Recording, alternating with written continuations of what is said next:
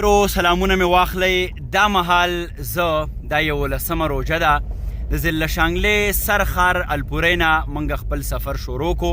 او موږ به ځو د مدين په لور باندې. دا ټول پښتون وطن زمونږ دی، دا به آبادو، دا به سوکاله کو، دا به خوشحاله و. په دې غرض باندې زه نن روان یم چې هلته په زرین پیلس یو هوټل دی،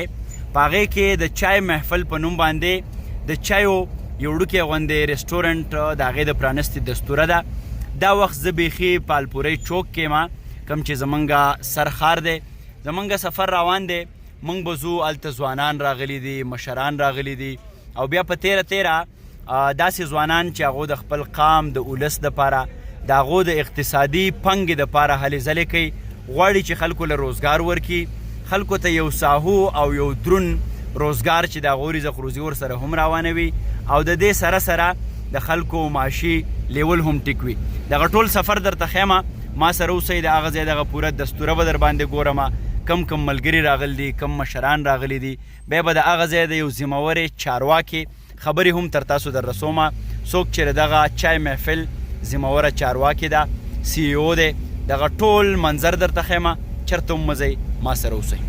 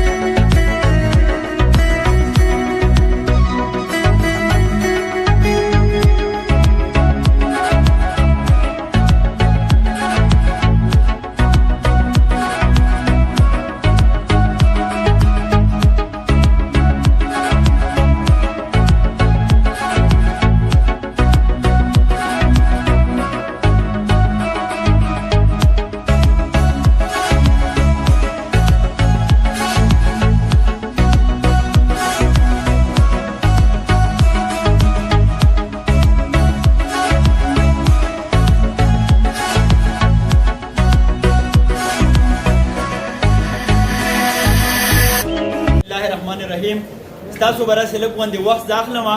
نو یوه مهرباني به کوئ چې موږ دوه څلور خبرې کوو، هغه به په غور باندې اورئ. زه به له دې نه شروع کړم چې ښکلی دی، سم ښکلی دی، زما صنم ښکلی دی او لور د هوا ښکلی ده، زوی د ادم ښکلی دی. یو چې د سوات شي جانان، بل یې موسم ښکلی دی. واه واه، ډېر اعلی. دغه موسم کې نن موږ په زرین پیلس هوټل کې راغونډ شوي وو، ډېر زیات خوشحاله وو. او بیا په تیره دلته چې کوم د چای محفل به رالګي، دلته به مجلسونه یې بنډارونه وي. زه هغه وخت ته بېرته لاړم چې پخوا به د پښتنو حجرې وې، داسې به ځوانان کېناسته، مشران به راغلو، هغو به یې په دې باندې پوه کړه چې ژوند څه دی، په ژوند کې مخکې زغل څنګه کېږي او موږ د نړۍ سره مخکې اوږه په اوږه څنګه تللی شو. یو ځل بیا زه د ډېر محترم اختر علي صاحب، بیا په تیره د اسرار صاحب او د مظهر علم صاحب ډېره زیاته مننه کوم چې په داسې حال کې چې خلک د کووډ 19 د لاسه بهر ته راوتی نه شي، دوی د SOPs هم خیال ساتلی دی. ځوانان یې راغونډ کړو، مشران یې راغونډ کړو او بیا نن به زمونږ انډیجنس کلچر د هغې ریوایول به کېږي. نن به موږ خپل د اجرې په ارزښت باندې خبره کوو. نن به موږ احسان یوسفزی صاحب اورو، موږ به شاعران اورو، موږ به ادیبان اورو، موږ به مشران اورو. ستاسو د ټولو د راتګ ډېره زیاته مننه کوم او یو ځل بیا درته وایم چې بهروز لالا وایي چې په خپل وطن چېرته د سیند په غاړه خواږه یاران سکڼی ماښام راکړه. نو دغه زمونږ سیند دی، دا زمونږ وطن دی، دا وطن به موږ او تاسو آبادو. اباسین صاحب وایي چې د خدای دپاره پښتنو ځانونه وپېژنئ، ستاسو دپاره خو به ځان له پیغمبر نه راځي. نو موږ او تاسو به دا وطن آبادو. په دغه شیبو کې به زه بلنه ورکوم ډېر محترم اسرار صاحب له چې هغو راشي او خپل د رایې اظهار وکړي، په لنډو ټکو کې مېلمنو ته په خیر راغلی ووایي، څه هم خبره وي. نو ستاسو د لاسونو په ډقا کې بلنه ورکوم ډېر محترم اسرار صاحب.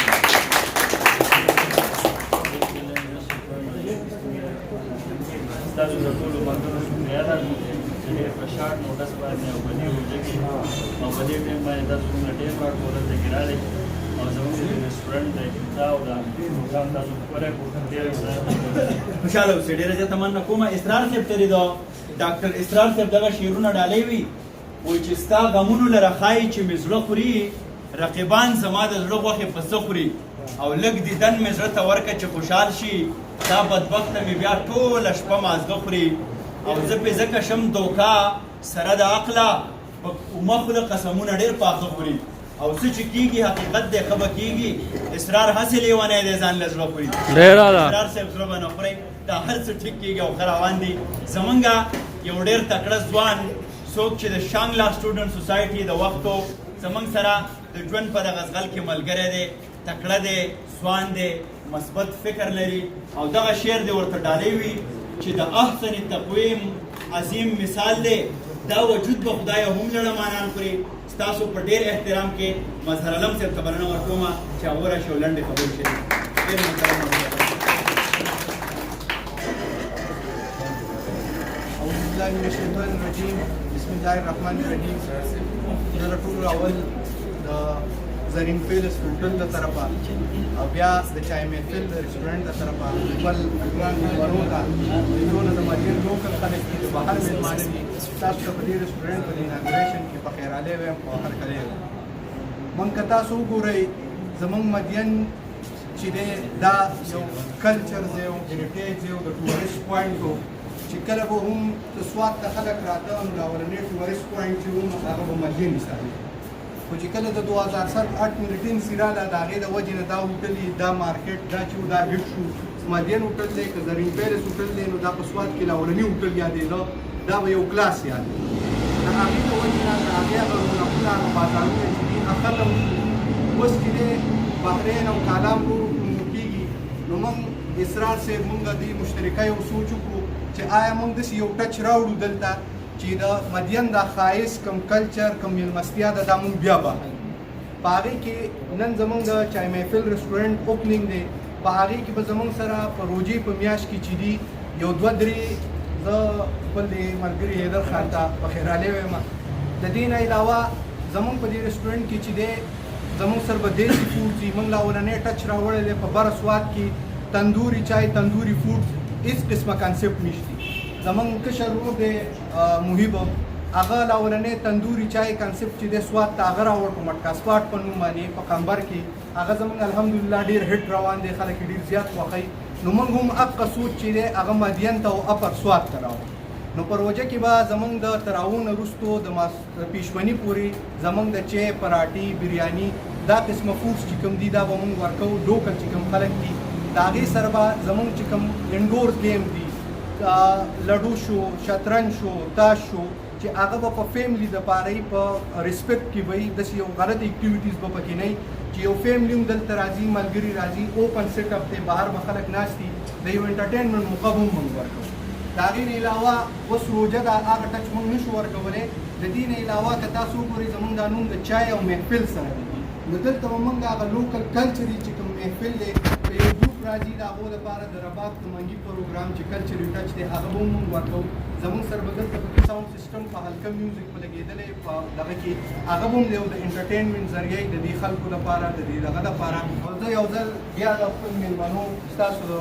چې څونه مېلمانه لوکل راغلي دي چې څونه ملګري راغلي د هغو انتهایي شکریا ادا کوم چې تاسو زموږ په دې یو ټلیفون باندې په یو کال باندې راغلی او زموږ دا پروګرام دونه ښایسته شاګرام د طرف نه یخ بادونه دلته تندوري چای او بیا د دغه مدین د سیند په غاړه باندې د صدر بازار په دغه شورماشور کې دغه بانډار یقین وکړئ چې دا د ژوند یوه بله ښکلا پاشي په دې سیمه باندې زه به دلته لږ د دې خبرې وضاحت هم کوم چې زمونږ او ستاسو د پښتنو یا بیا په تیره د سوات یو ډېر تور شکل په دغه وروستیو کې دنیا ته ښودل شوی دی د دې د بحالۍ دپاره د دې د واپس ژوندي کولو دپاره او دنیا ته د دې باور ورکولو دپاره چې پښتون د امن د مینې د ښکلا او د ژوند دویم نوم دی زه ساده پښتون پیغام د امن او د مینې یم تا ته مې چا هسې چېرته روان تصویر ښودلی دی زمونږ دغه روان تصویر به موږ بیا جوړو داسې محفلونه به څنګه چې مظهر جان وي داسې په نرۍ موسیقۍ کې د چایو دا ګوټه یقین وکړئ چې دا د انسان جمالیات راپارئ او چېرته چې ساز نه وي سندره نه وي هلته کې هېڅ د ژوند خبره نه وي نو موږ به دلته د ژوند خبرې را جوړو موږ به خپل ساهو کلتور دغه ټولې دنیا ته د دې ځای نه ښیو او بله ده چې زمونږ که دغه دلته زرین پیلس دی بیا که چای محفل دی د دې سره به بلها زمونږ د ځپلو چړېدلو دردېدلو وروڼو روزګار ولګي دلته به د خلکو چولې د دې سره رڼا شي نو هر څوک چې په دې سیمه باندې کاروبار راوړي هر څوک چې په دې سیمه باندې د کاروبار موقع را پیدا کوي په هر ډګر به ورسره موږ ولاړو دا زموږ شریک کار دی او خدای به په دې غرونو د ګلونو باران راولي خدای به راکړي بیا د خپلې مینې دوران راولي دا وطن به ابادیږي دا به ښکلی کېږي اوس به په دغه شیبو کې په دغه شعرونو باندې زموږ ډېر محترم مشر څوک چې یو ډېر تکړه سیاستمدار دی د دې سیمې اواز پورته کوي د دې سیمې د خلکو دپاره په هر ډګر باندې لګیا دی او په هر ډګر باندې خپل د وس مطابق کار کوي نیکانو لا نیکان بد له بیکار ورځي په لاس هر چاله د خپل ځان په شان یار ورځي په لاس او چې علم نه لري نو د ژوندون په افسانه کې پښتون له به کردار د څوکیدار اختر علي صاحب ته بلنه ورکومه زموږ صدر صاحب دی چې هغه راشي او خپلې خبرې شریک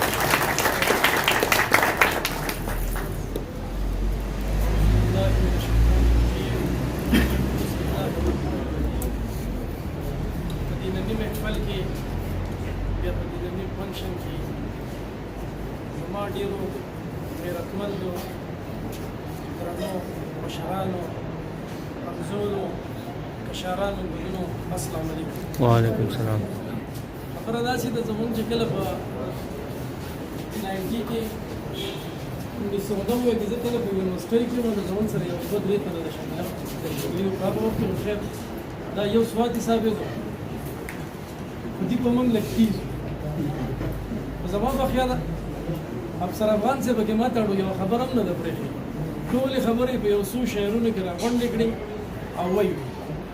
بهر هم زما چې شاید سکرالین راځي وتړم سپېږې خیر کې که څه غلطي وشي نو معافي به غواړم څنګه چې دی ووې دا د بر سوات کې دوی دی مدین خلکو هغه دینه چې د مېلمنو سره دا هغه په سوات کې او زه یقین لرم چې کله نن چې تاسو دا کوم ځای جوړ کړی دی په دې کې کومه مېلمستیا تاسو کوئ د مېلمنو زما یقین دی چې د بر سوات هغه زوړ کلچر د دې هغه روایت د دې هغه پښتو به دې راژوندی شي دا ډېر درانه خلک دی دې دلته خلکو ته په بیټکونو کې مفت ځایونه هم ورکړي وو کله چې بحرین کالام دومره د سیلګرۍ ځای نه نو مدین به په دې بر سوات کې نه چې په پوره سوات کې حسابېده دا د مېلمنو یو ښه ځای دی او انشاءالله زما دا یقین دی چې د دې د مظهر دلې او زما د نورو خانانو د دې د ملګرو چې کوم دي دا څه کم جوړ کړی دی نو دې به د دې پوره سوات یوازې د بر سوات نه د پوره سوات نه چې بلکې د ملاکنډ ډیویژن یو نوم ښکاره کړي او دلته به دې د مېلمستیا یو ځای ورکړي او زه مظهر اسرار صاحب او د هغو ټول ټیم ته دا باور ورکومه چې په هر ښه کار کې در سره موږ ولاړو او دا زموږ شریک کاز دی دغه نننی بانډار به په دې شعرونو باندې ختمومه چې کتل غزل غزل کړي او خندا غزل غزل کړي یار خو چې سړی هره ادا غزل غزل کړي او یارانو چې زما په دعاګانو باندې کېږي الله خو دې دا ټوله پښتونخوا غزل غزل کړي واه واه ډېر اعلی ډېر اعلی ټول ملګري دغلته کېنئ هر ملګري ته به په جدا جدا ډوکي چاټېږي کې چای رسي چې میلمه یې د حجرې تلی نهر دی دا امید مې د پښتون اشنا نه و نو دې حجرې نه به څوک هم نهر نه ځي او باقي څنګه چې اختر علي صاحب وویل پښمنۍ را نږدې دی نو وایي چې د پښمني اذان یې وکړو او جنۍ په سرو منګلو یار راویښوي نه مونږ به ټول اوس پښمني لمځو ټول دا چای وڅښئ ژوند کوئ او په ژوند کې دغه یوه خبره خپل پیس کې پورې وتړئ چې که چېرته موږ له چا سره ښه نه شو کولی نو کم از کم موږ له بد چا سره نه دي کول پکار خاموشه کېناسته پکار دي تاسو ټولو ته ډېر ښه ژوند غواړم او یو ځل بیا ستاسو د راتګ په دغه احترام باندې د اورېدو او د دومره درنې پښتنې او سواتۍ مینې ډېره زیاته مننه کومه بیا چې شي تازه زاړه یادونه روغاني ته خدای دې سوات ته راوله د سوات په بهانه ډېر اعلی مهرباني